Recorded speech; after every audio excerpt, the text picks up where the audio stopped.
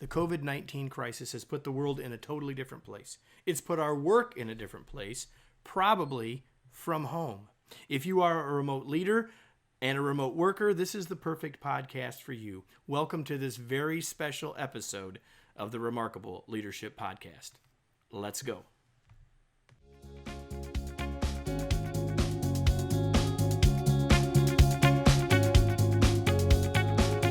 Welcome to the Remarkable Leadership Podcast. We are here each week to help you lead more confidently and make a bigger difference, both professionally and personally. This episode is sponsored by Kevin's free weekly e-newsletter, Unleashing Your Remarkable Potential, which is full of articles and resources to help you become a more confident and successful leader. Sign up by going to remarkablepodcast.com/newsletter. And now, here's your host, Kevin. Hey, everybody. Welcome to a special episode of the Remarkable Leadership Podcast. You all know what's going on in the world. We're releasing this in nearly real time to talk about what's going on in the world related to coronavirus, COVID-19, whatever you want to call it, and all the implications that it has. And I have with me tonight one of my colleagues, a co-author of mine, a member of my team. I bought the company that he's wearing the shirt of today, if you're watching us on video. His name is Wayne Turmel, and Wayne is joining this podcast for the third time. I don't think anyone else has been on more than twice, even been on twice, and now Wayne's on for a third time. But he's here because of his focus and our focus around leading remotely, working remotely. He's been working with clients for many years in that area. He and I co-wrote the book, The Long Distance Leader. He and I are, as we speak, finishing the manuscript for The Long Distance Teammate. And so I thought it was useful for he and I to just sort of have a bit of a fireside chat that you could join us on as we talk about sort of what's going on in the world and what you can be doing as a leader in relationship to all of that. So I'll just start here. This is sort of a very different episode, Wayne. I'm not going to ask you any of the questions I usually ask people. What are you hearing? You've been talking with clients. You've been doing consults here for a couple of weeks. Like, what are you hearing as of now? What are you sensing out in the world? Well, there's a few things, Kevin. Number one is the conversations I was having 2 weeks ago are not the conversations I've been having since Monday. The situation has changed that quickly. Part of what I'm hearing is people kind of knew that this was looming, that this was a thing. This being remote work and all that. Well, this being remote work, yeah. And they've kind of had some experience with the tornadoes in Nashville and the hurricanes in Houston. And so they know that remote leadership and the ability to ramp up telework is something that is important. What I think nobody foresaw more than 2 weeks ago is Governor Sisolak here in Nevada closing everything. You know, the scale of what is being shut down, who can work from home, has caught a lot of people by surprise. And the people that I'm talking to are a little bit sheepish because what they're telling me is, you know, we should have put a plan in place. We should have had people ready, and we always meant to do it, and now it's here, and we got to do something right now. I was having a conversation with our partner at LinkedIn Learning just before we got on this call, this conversation, and saying the same thing. You know, we've known we ought to have some more courses around disaster preparedness. We knew we should have been thinking about some of these things, and you know, it just never made the top of the list. Same thing that you're hearing, I think, from customers. Yeah, and I think part of my conversation with them has just been saying, and I would say to people listening to this, breathe, take a breath, you know, let's be mindful about our next steps so that we're not just kind of panicking and freaking people out. It's interesting. We have a young woman staying with us right now. Freakish happenstance, she's between apartments, and so she's been staying for a couple of weeks. And yesterday, she got told that she had to work from home, and she's never done it before. So it's like having my own little lab rat here in the house. Because you've been working remotely for a very long time, and lead remotely too. In some senses, I've been working at least partially remotely for 25 years. Because even when I was in an office, the people that I managed were elsewhere. But I think that leads to an important question, Kevin, which is, I'm not the boss anymore, which makes me really happy, by the way. But hint everybody, he's talking to his boss right now. When something like this happens, what do you think the key message are? What do you think leaders really need to think about right now? I mean, I know we're all thinking big picture, and we're always taught to think strategically, but right now, what should they be doing? Well, I think there's a couple of things. I wrote in an email that went out today. It's going to turn into a blog post. I think, it's let us together move forward, right? It's the Churchill, and I may have got it wrong, but it's the same. It's the idea of, listen, we as leaders need to do two things. We need to get ourselves mentally organized, and then we got to help our teams get mentally organized, right? And that means that there is panic, there is uncertainty, there is people don't know how long, what it is, all that stuff. And it's happening to everybody, right? You were going to go on a vacation. It's not happening. I was going to go on a vacation to Europe to see my daughter who was studying in Europe. She's back home. She got back home, and now my wife is not working because she has to be quarantined from her place of business because of my daughter. I mean, everybody's got this story. Everyone's dealing with that, and yet we need to get work done. It's our job, I believe, as leaders to get sort of the Oprah, take care of yourself first, and then we got to take care of our teams. And so we're doing, and as you know, we're doing everything we can here at the Kevin Eikenberry Group, given the expertise that we have, to try and promote a positive, proactive approach to all of this. None of us knows what's going to happen. And I think that's really the voice that we need to be as leaders for our teams. And that means you need to take care of yourself too. That'd be the first thing I would say. Being a little more practical. I think if all of your people have gone home to work and they weren't before, you have to be checking in with people and not just about the work. I'll just be really frank. We had a sales team meeting earlier today. Wayne was on that call. I had a list of what I wanted to talk about. The first thing on the list was asking people how they're doing, giving them a chance to talk about, oh my gosh, they closed down the Las Vegas Strip or whatever. And the next thing I put on my list is something to make them laugh. I will not share with the world what I shared with the team. Inappropriate, perhaps. The point is, I think we need to do those things all day long. I'm talking with everybody on my team one way or the other every day. I think I missed one person today. And the first question's got to be, so how are you? What's going on? And some people want to slough it off, and don't let them. I mean, you don't need to be a pest, but don't let them. Regardless of where you are on this, you may think this is overkill. You may be in total panic yourself. It doesn't matter where you are. You need to meet your team where they are. And this would apply to any crisis, but I don't think any crisis in any of our lifetimes has been quite like this one in that way. And I just think you got to be checking in with your team every day throughout the day. And we're not even talking about work yet, right? We're just talking about the human element, because until we can get people's heads okay, there's no way they can be successful at work. There's no way they can be focused. And there's something else, if I can jump on there, Kevin. Yeah, please.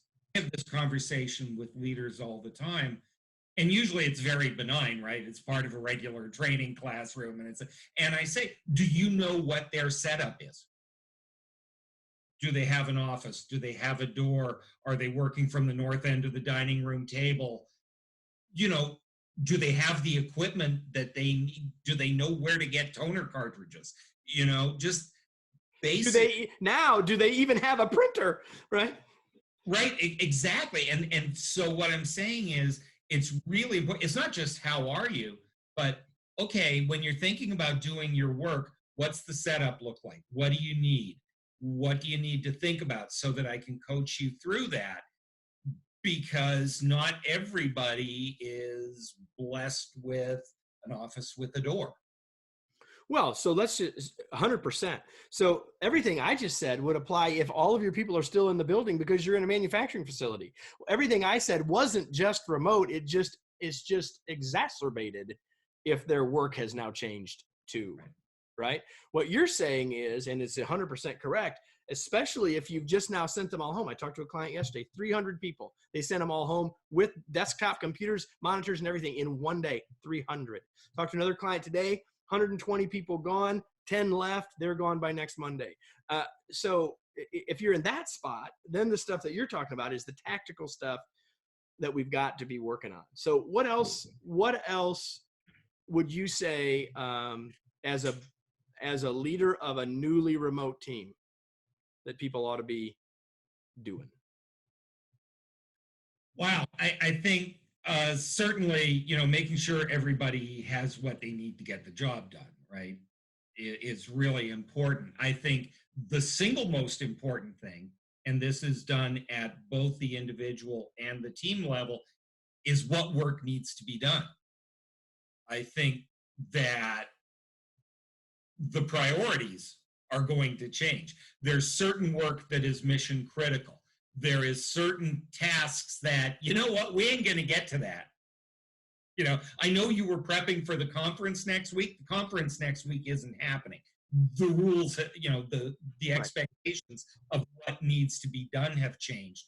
And I think that if we only do this on the team level, if we do it as a team meeting, we kind of lay it out, or we only do it on the individual level where you have conversations with each person, you're going to run into problems because then this person doesn't know what this person is doing.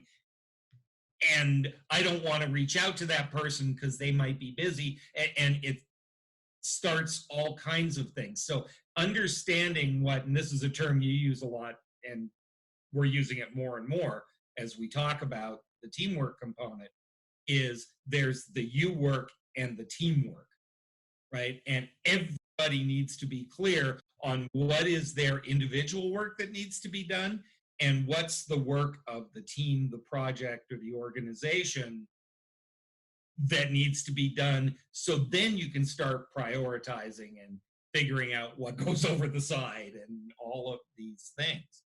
I think that's a big piece of it. Now you've got, teams that are multifunctional. I mean, admittedly, we're a smaller outfit than a lot of our clients, but well, let me say this. I want to underline something you said first. One of the first things you said in that really great set of advice, one of the first things you said was this. You said, people, the priority of the work has probably changed, and you need to be sharing that with people. Here's my underline. Yes.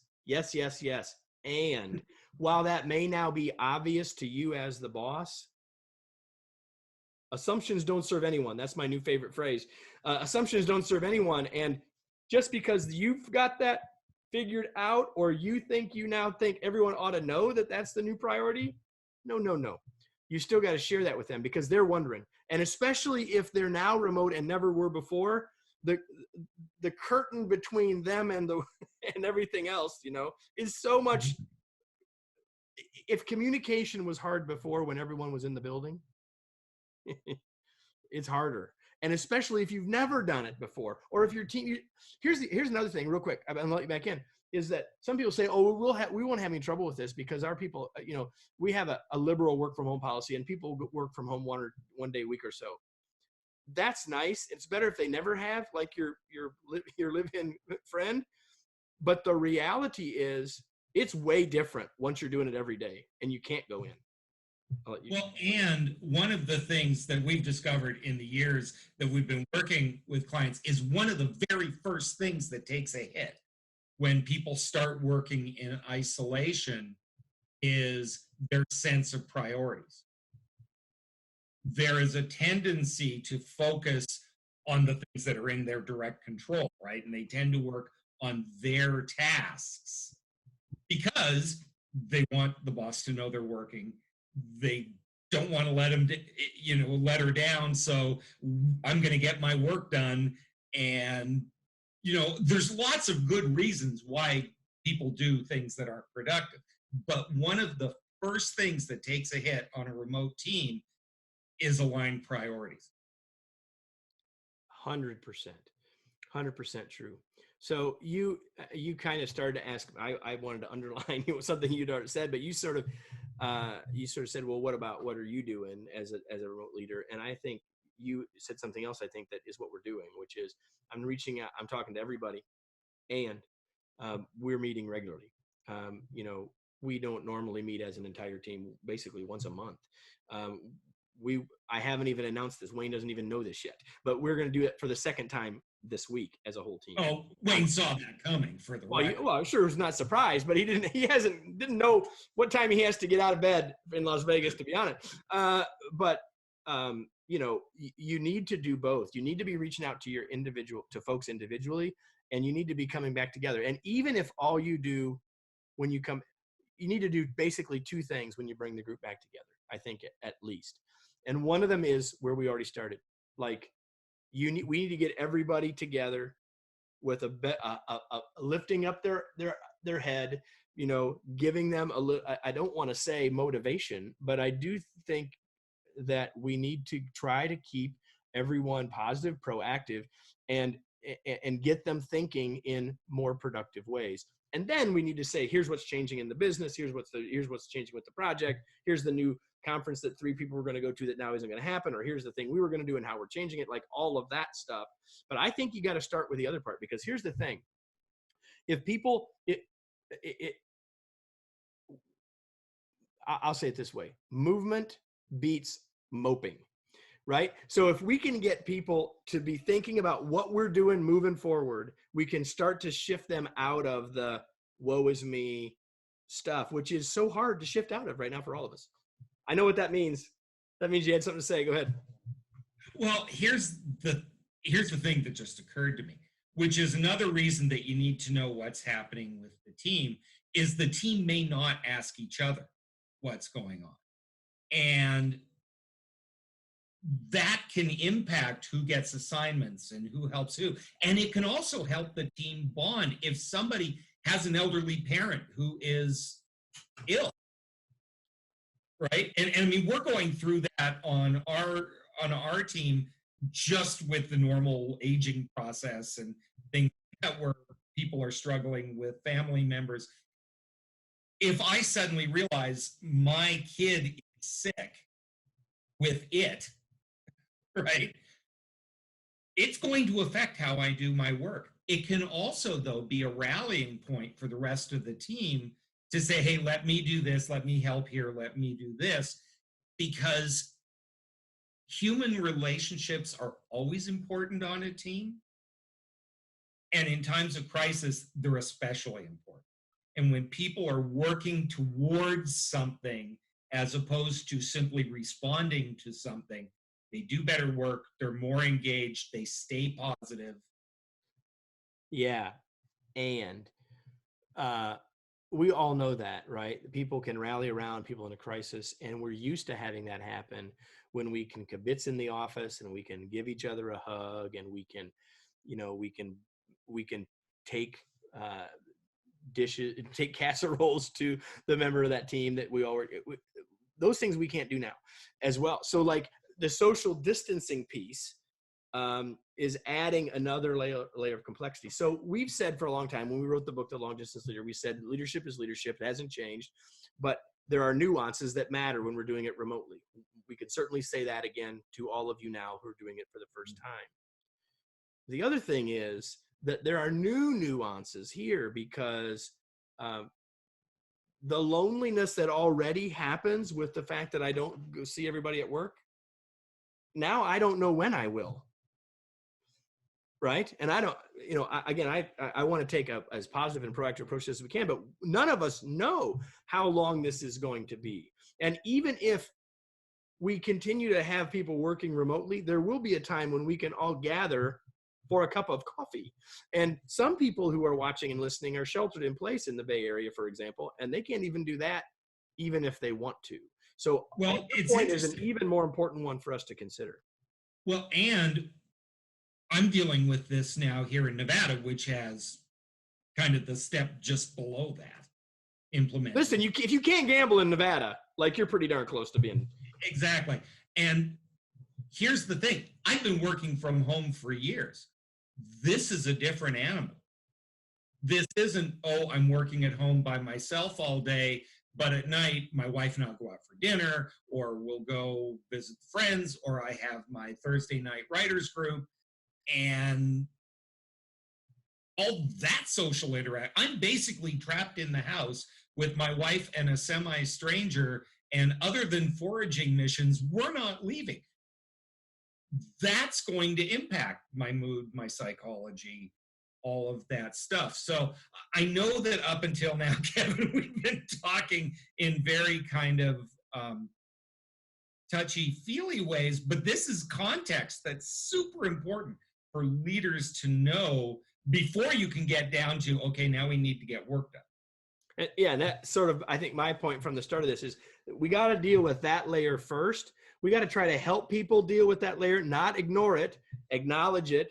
And here's another thing that leaders, all remote, it doesn't matter, face-to-face and forever. One of the things that leaders have a problem with is this, Wayne, that if I don't know how to solve it, or I don't have an answer, I don't want to bring it up. It happens in change issues when I don't want to bring up the resistance because I don't know how to deal with it. And so you may be saying, I hear what you're saying about doing this and bringing this up and asking people how they're doing, but I don't have an answer for them. You don't have to. What you have to do is listen and acknowledge them. The most powerful tool that you have as a leader right now, or one of the most powerful tools you have, is to simply listen and acknowledge where they're at. They need to be heard. We don't realize as leaders how much we're being watched, even if it's remote, right?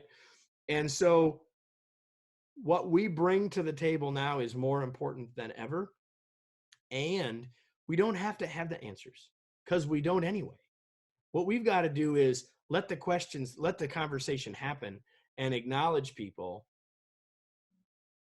and then we can move on. Because until we can let that go, till we get the elephant out, and then nothing will happen anyway. And it's going to be hard enough after that, but it's impossible until that. And I would challenge leaders a little bit to remember, not only are they looking at us, but we carry more deity-like power than we think we do. And so a suggestion sounds like an order. A question can sound like a challenge. Or a demand. Right. Or a demand. And I know in my past experience, because leaders, especially those who listen to podcasts like this, regularly go above and beyond, and we take a servant leadership approach, and we always are willing to take one for the team. I remember a person on my team, when I was asking them to do something that I knew was above and beyond, and my defense was, well, I'm doing it. And they said, yeah, but what exactly is it you wouldn't do? Yeah. Oh, yeah, that's right. I'm busy killing myself, but now I want you to do it too. We forget the outsized influence. Despite our best efforts, despite our good intentions, we need to be very careful of that dynamic. 100%. If people just heard that last thing, so I'll say this: there have been principles of what we've talked about, Wayne, since we started this conversation that apply every day for the rest of time, regardless of where you and your team work. A lot of them. What we've done tonight, as we're saying it's tonight for me, it's not tonight for Wayne. What we've done now is put, as you said, put context around it. Present world, real life context around it that comes across, hopefully it's coming across to you as things you can do right now, which we hope that it does. But what I really hope is that you can then later generalize that and say, okay, all of that still matters. The context will be different, but all that stuff still matters. You still are going to need to know what that person's workplace looks like at home. You're still going to need to know, do they have kids around or not? And of course, right now they all do have kids around, right? So let's just talk about that, because we got a couple more minutes. let's talk about that. What advice are you giving to remote workers, whether they're new at it or not, but they're trying to do it and they got the kids around? Right. I think that depending on the age of the kids, right, the advice is going to vary. Well, let's say elementary school kids. Elementary school kids. I think that the one thing is build breaks into your schedule every hour and 15 minutes so that you can focus, you can complete a task, and then give the youngins some attention. And then you can go back into your cave and come back. Attention and redirect. Attention and redirect, right? Exactly. Hey, why don't you go read now? Why don't you, let me start up Netflix for you? Whatever it is, if you try to block out your work day, the temptation that mommy and daddy is right there is too much for the little ones to resist. And it's not that you're a bad parent. It's not that you haven't taught them well. And it's not that they're bad kids. It's human nature. Yeah, and by the way, they're bouncing off the walls already, and for a lot of them, it's day 3. This is not going to get better. So build time in, give them some attention, help redirect them, and then get back to work. If you have a door closed, absolutely cannot be interrupted. Door open, you can poke your head in and tell me what you want. Because there are sliding scales of your attention, right? If you know you're going to be on a video call, you don't want to wind up being the guy on BBC News that everybody's laughing at.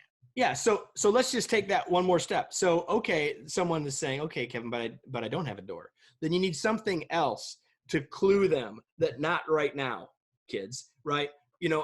This is a bad example, but some people, when they were in college, perhaps knew what it meant if there was a sock on the doorknob, right? The point is some clue. I'm not going to say any more than that. There's some clue that says this is the equivalent of the door closed, right? A really simple one, and I know people who homeschool who use this kind of thing. Piece of paper. A happy face means I'm available. Sad face means don't talk to me. Slap it on the wall over your head. Put it on the dining room table if that's where you're working. Just some kind of visible signal, and don't expect people to be able to resist you the whole day. It's just not going to be possible and will make everybody crazy. The other thing is, let the team know. All the time, I work with MBA students at night. And these are busy grown-ups. Most of them have young families. It's not a big deal when Lacey comes in to say goodnight. Everybody sits and oohs and ahs about how cute Lacey is. It's okay. Yes. You know, all humans, we all have our dynamic. It's okay if the cat jumps on your lap and annoys you. Now, if you're in the middle of a deal, if it's something really serious, of course you want to minimize those. But you can always tell people who work from home and people who don't. Because if you're on a conference call and a dog barks, the people in the office will go, "Is that a dog?" And the people who work from home will say, "Hey, how's Shep doing today?" Yeah, or what kind of dog do you have? Exactly. We just take it into account. It's part of the air we breathe, and that's okay. Yeah, I have members of our team that immediately are apologetic the minute the kid pops in. I'm happy to see the kid, wave at the kid. I don't want the kid there for the next 20 minutes of our call. And I think we need to grant ourselves some grace, because chances are it's not bothering anybody else. You're not doing a live remote for CNN or Fox News, right? You're on with your team. Or not customer call. I'm delivering a webinar. I don't want that in my house. That's different. We're talking about everyday interaction with the members of our team. I would actually say it's actually pleasantly nice as opposed to something to avoid. And it goes back to what we've talking about is people are working in the context of their lives. Do you know whether you work in the same office or on the plant floor or not, do you know your people's kids' names? Yep. You know? Absolutely. Have you bonded over the dog? I mean, all those things, that's part of being human. And right now, if we need nothing else, it's the awareness that we're all human and we're all going through this together. And the more we can band together, the better off it's going to be. On a cynical basis, that shows up in the amount of work that gets done. On an uncynical basis, it's just miserable times right now. And leaders are supposed to lead. That's a perfect place for us to end. This has been I told Wayne, or I asked Wayne if we could do this, and of course I'm the boss, so he said yes. And I didn't do the kind of preparation that I would do for another kind of guest. I mean, here's my preparation, everybody. If you're watching, there it is. He and I talked for a couple of minutes. I hit record and we started. And so this has been a different kind of podcast, but I think that's also okay. And but I will close with what I always close with for you all as listeners or watchers, and that is, now what? What are you going to do with this? I certainly think there have been plenty of specific takeaways that you can take. I'm not going to propose which one it is for you, but I hope that you take something from this and go do something. I mean, we're mildly entertaining, at least entertaining each other. But if that's all you got, or even if you found it interesting and useful, but don't do anything, what's the point? Our hope is that you take some action from this. If you have, because this is a different kind of podcast, and because it's not maybe going to be up on our site forever, and in the stream forever, if you have specific questions, put them on, send them to us, info@kevineikenberry.com. Send us some, anything that you want. We may do this again, because I think this was a rich conversation, and hopefully it was useful for you. We may do it again. So let me just say this. If this is the first time that you've experienced our podcast, I hope that you will go take a look at remarkablepodcast.com and see what else we've got there. There's a lot of really, really wise people that I've had the good fortune to have a conversation with. And I think there's a lot there that you could gain from, and hope that you will do that. We also mentioned several things on this call of other resources. And so I'm going to put a link to two things, and we'll put a link to two things in the show notes here. One is to the article that I mentioned earlier, when I was talking about Churchill. We'll put that whole article, a link to it, and we'll put a link to our brand new resources page for remote leaders and remote workers, all about the COVID situation. So kevineikenberry.com/COVID-19, but we'll put a link in the show notes to that as well. Listen, we hope that this was helpful for you. We hope that you'll come back. Wayne, thanks so much. I may have you back. You may be back as the first 4-time person. Who knows, before we're all done with all this. But thanks for being here. It was a pleasure to have you. And thank you all for being here, and hope this was useful. And remain human. Allow your team to remain human. And remember that you're leading, and do that. Take that seriously too. Thanks, everybody.